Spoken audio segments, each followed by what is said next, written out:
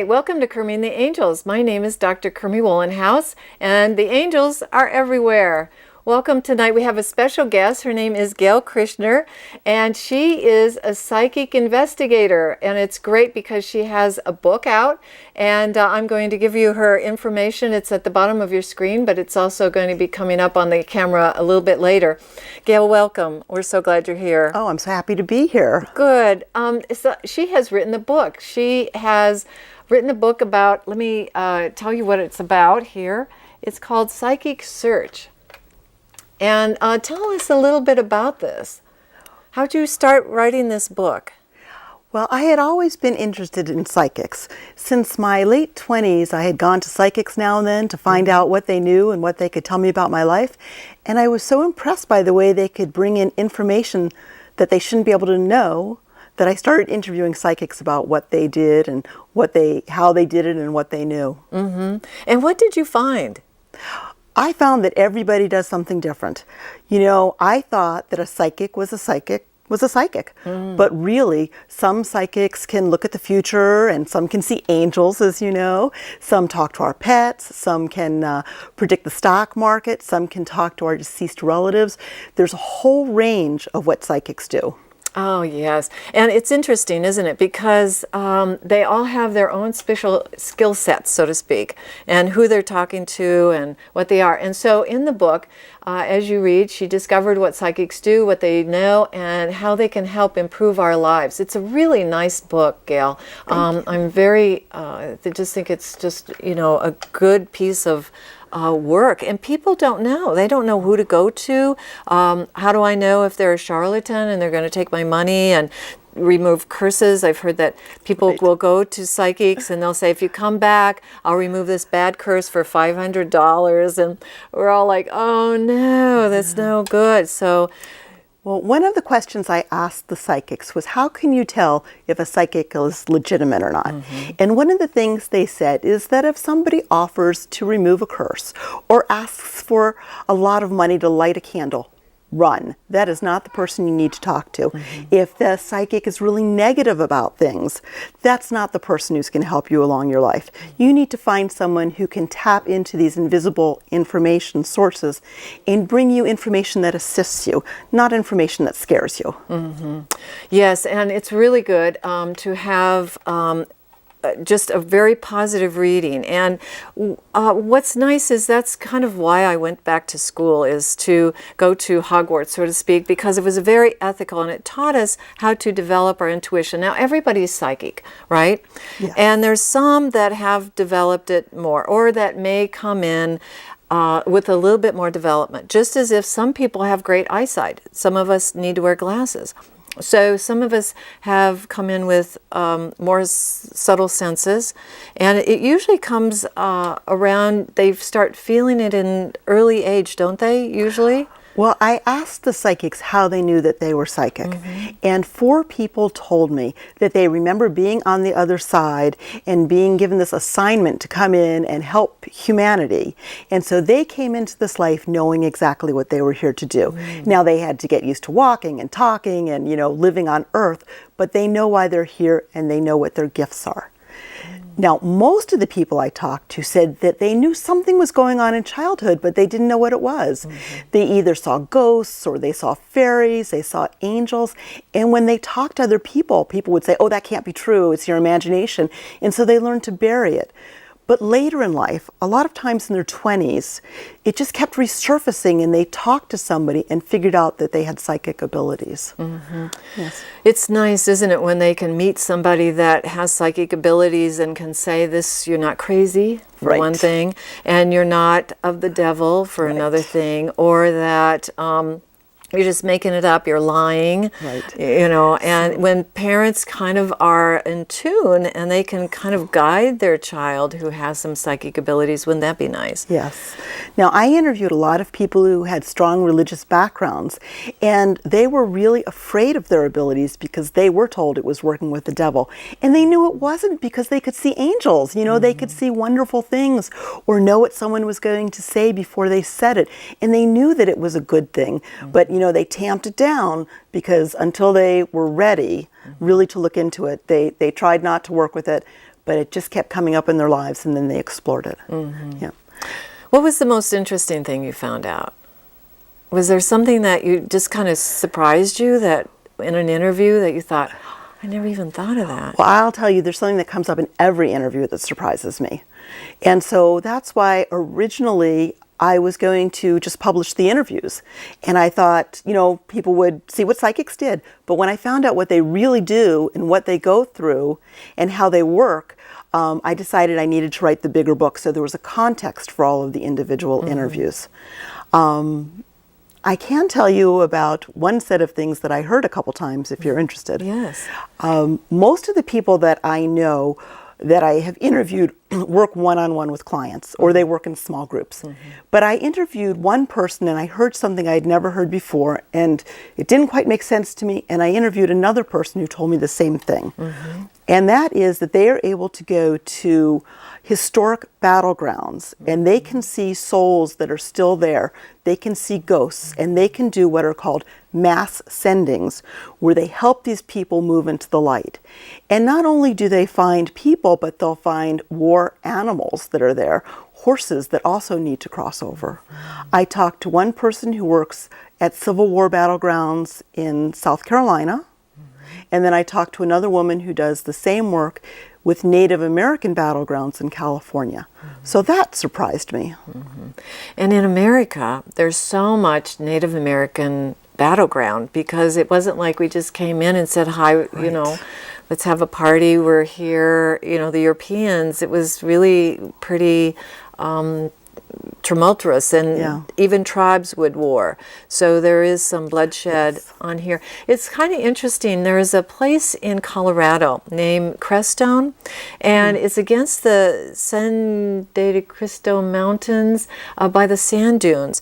And it's a place that is given up to kind of spirituality. So every denomination, every kind of spirituality has a place there, because the landscape is so pure. There has never been shed human blood on that area right in there. And so it's a vortex. It's very powerful. And there's a river that runs through it, through the campground, which is good, so you can kind of get your drugs, you know, your jugs of water, and you know, just drink this wonderful pure water. But yeah, a lot of people do that. We think as psychics as they only help us, the humans, but there's other psychics that I'm sure that help people across, that transition and go with people to the other side. Yes. There are psychics who are mediums, are able to contact people on the other side.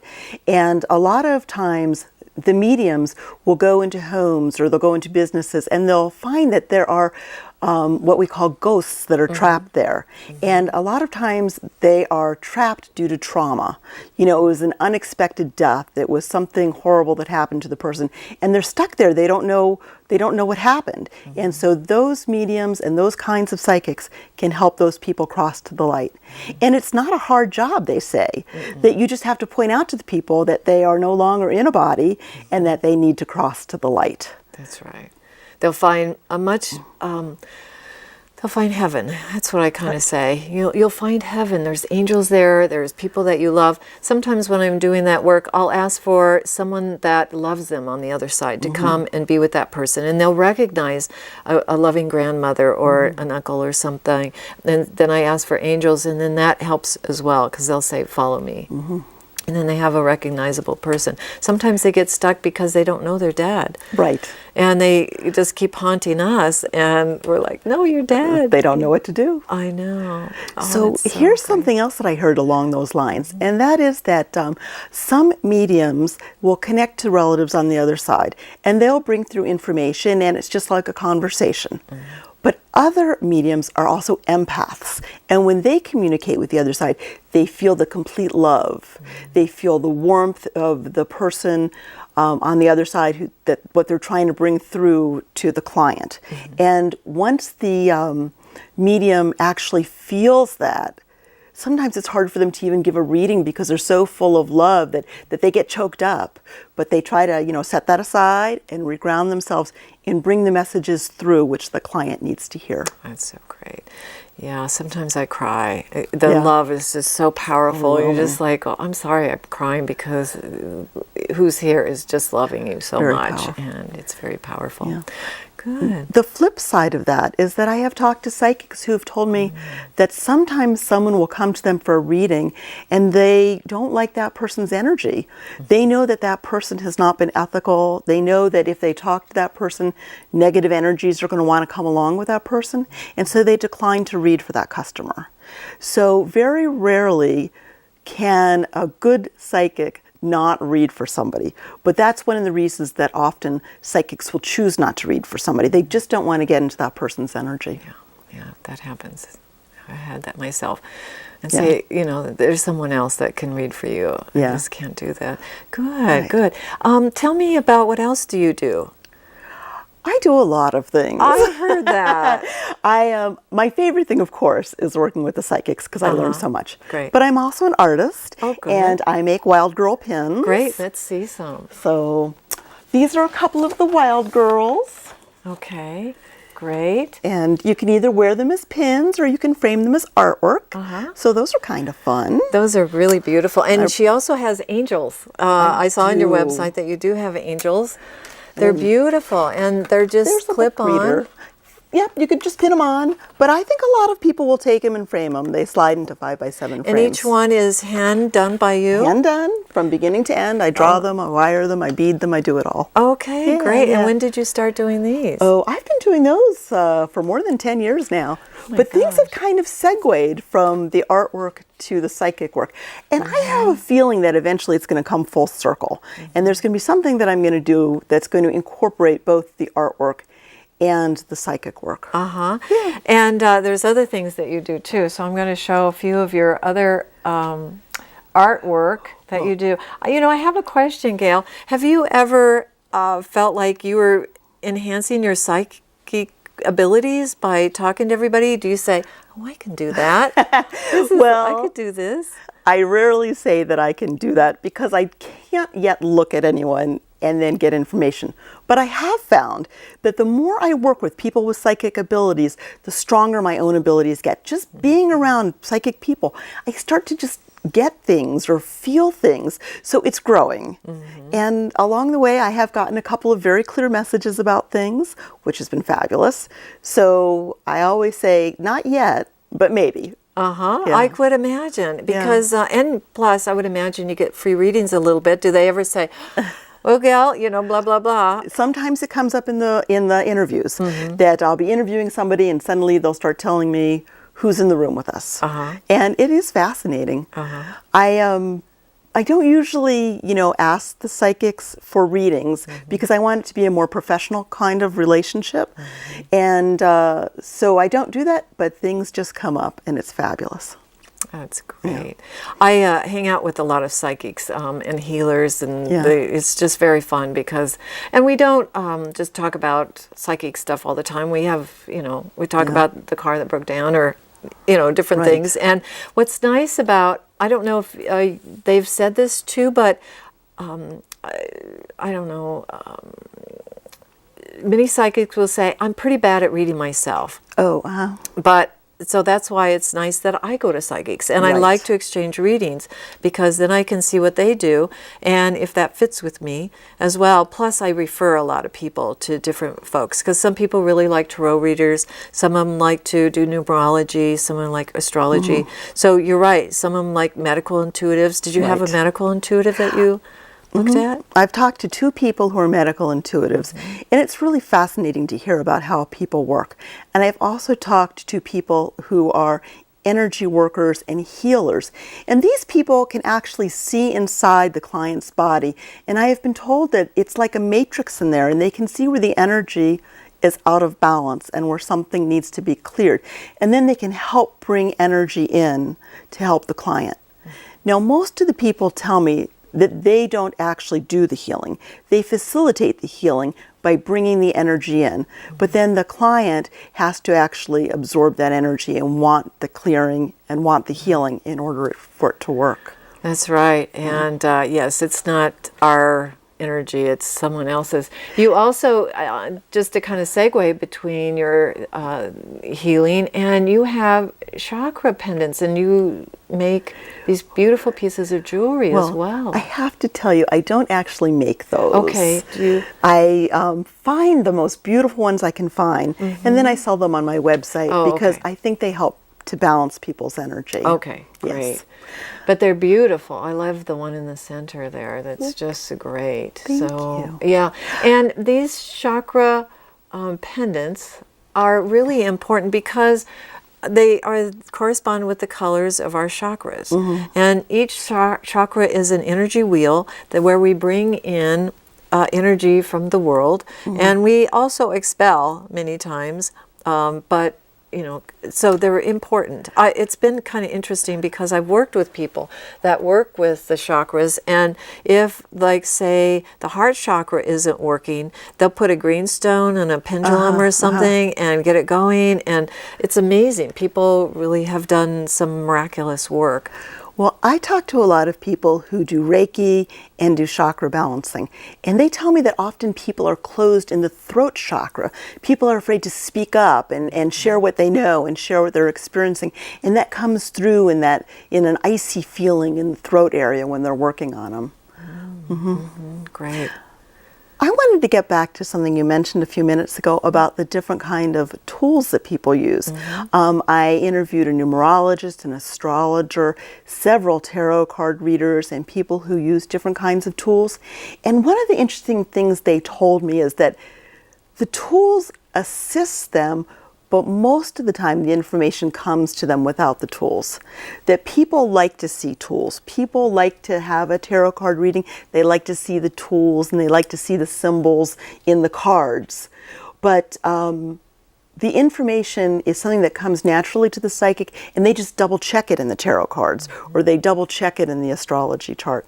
So I think that's fascinating. I didn't realize that the thing that trumps everything is psychic ability. If you have somebody who's a clear channel, the information just will naturally come to them. It's true. When I taught and I teach intuitive development, and when I do that at the end of one class, one of the several weeks, and then at the end of the class, I will throw down Q-tips on the floor, and I'll say, let's read them. And people are, by that time, we've read flowers, we've read cards, we've read clouds, we've read everything. And so I throw them out there and they're like, okay. And then I go around and they have such amazing things that they see out of just this ordinary object. So you can do this with rocks, anything. And so, and then one of the things with psychics, they forget that maybe I'm making this up. And so, or maybe I'm really not psychic like you are or somebody else is. And I say, you just read Q-tips. So if you're connecting, you're hearing and that's the true thing is you've got to be really honest about what you're hearing and put it out there in human words, however you can, so that somebody can understand that. Right. And people tell me that one of the important things is to sort of clear themselves before they begin. They need to set their egos aside because their job is to bring the information through as clearly and cleanly as they can. So they don't want to be influencing the information.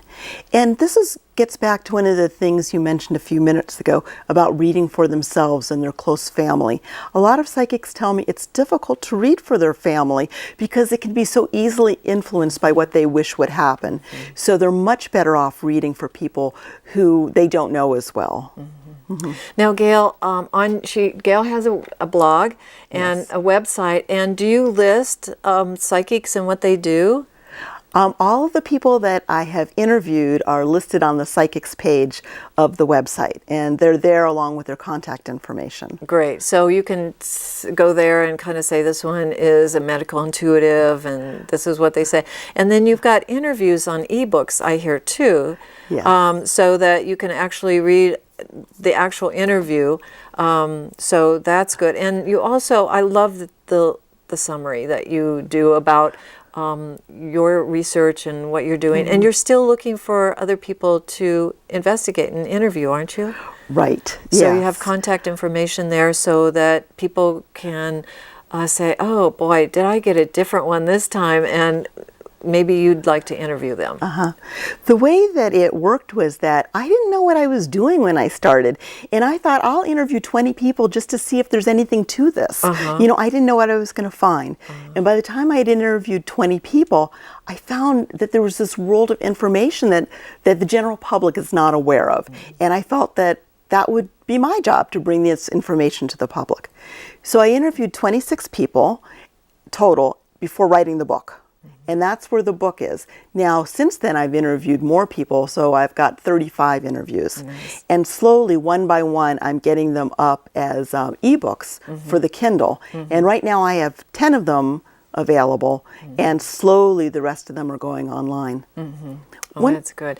What's were you going to say something? Well, I was going to say, it was interesting when I did the interviews because the first few of them are pretty basic. And then they just kept getting more and more interesting and more complicated. And now the people I interview are just absolutely fascinating. And I don't know if it's because I became a better interviewer or because I learned the basics so I could ask more advanced kinds of questions. But the stories that I hear now are just, you know, fabulous. Even from the beginning, they were fabulous, but they just keep getting better. So I love doing the interviewing. Oh, that's so great. There is no licensing at this point where we are, but there are several, we were talking about this before the show, that there are several counties in the United States that does license psychics. And they kind of come under interesting licenses, don't they? Yes. Around the country, every city, every town, every county, every state can decide how they want to license psychics. So in the city of Tucson, people need to be licensed to do this work, but in the county, they don't need to be licensed. And around the country, it's different. Now, one woman that I interviewed was from Hartford, Connecticut, and she told me that 25 years ago, she was part of an effort there to get their laws changed because at that time it was illegal to do tarot card readings or psychometry. It was considered fraud just by the fact that you did it. It was fraudulent. And she knew that wasn't true. She knew that people paid her a set price. She gave a reading. They got their money's worth, and that was that. There was no fraud involved, you know. And if there was a problem with the reading, of course they could speak up. Yes. But she had to go through being arrested, and and having a trial for the courts to decide that she wasn't doing anything fraudulent. And then a couple of years later, she had to be part of the effort to go to the state legislature to prove that she had been harmed by this law so that the law could be changed. Good. That was good, didn't it? You know, it all works out in the end. It's kind of bumpy when you get there. But yeah, that's really good. And a psychic would usually say, use this as a consultation. Yes. That you are in charge of the physical world, the responsibility of your decisions. But just like you ask somebody to come in and talk about your business in some way, and they come in as a consultant, and you can take their advice or their suggestions, or you don't have to. So you're just paying for the consultation, and it's not like the truth, like, oh my gosh. And one psychic will say something to the other one, and not so much that it might be totally opposite, but they might have a different perspective on it as well. Have you found that to be true? I have found that to be true. Every person has told me that you can go to a psychic and have the consultation and think about all the ideas that they bring forward, but you are in charge of your own life. You make the decisions. Yes, that's great. Well, thank you so much for being here. I just want to put your book back on for a second and your contact information. Thank you, Gail, so much for being here. And I just think it's a wonderful work that you're doing, and just continue to just write and bring this information forward, because you know, you never know, you might be part of a grand jury and be the expert witness to say, this is what I have found. It's true. Thank you. Thank you. Thank you so much. Goodbye. www.Kermie and the Angels. Good night.